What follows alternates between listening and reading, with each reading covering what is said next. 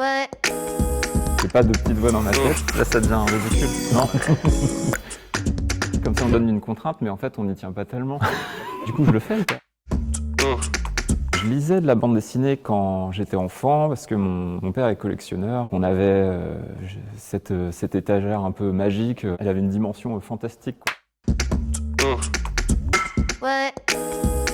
Il est vrai que j'entends souvent parler d'un aspect poétique que peut dégager mon travail. C'est quelque chose qui est pas réfléchi. De toute façon, je me préoccupe de ce que j'ai à représenter. Nickel. Oh, la colle. Ouais. Si je suis un peu vache, j'aurais tendance à dire qu'il n'est pas encore dessiné et que je sais pas encore ce qu'il raconte. Voilà.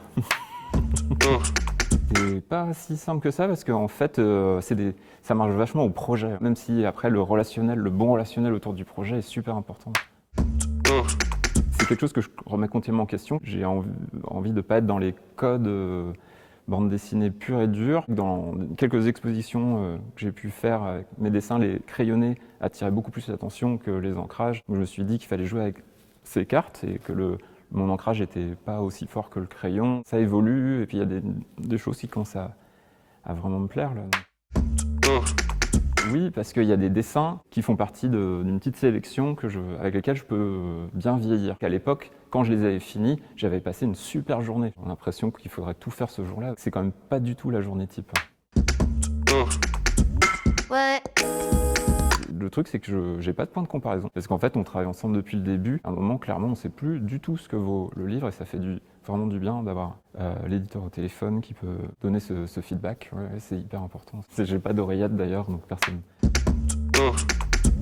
Ouais. Il y a des photos qui ont... En fait, je fais des stocks, je suis très intéressé par l'écologie, la décroissance, donc je fais des réserves de graphite avant que tout le monde ait l'idée. Ce qui est débile, parce qu'en fait, a priori, on n'aura plus besoin de faire de livres non plus quand on en sera là.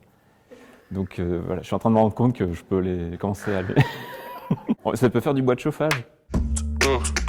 Les retours les plus beaux que j'ai pu avoir de lecteurs, il y a eu plein de chouettes moments. Sur l'adoption, c'est beaucoup arrivé des personnes qui avaient des histoires incroyables. C'était déstabilisant parce que moi, je prenais une claque en recevant cette histoire. On reçoit des gens qui viennent pour nous faire un cadeau, en fait. Des moments comme ça, ça fait la journée de dédicace.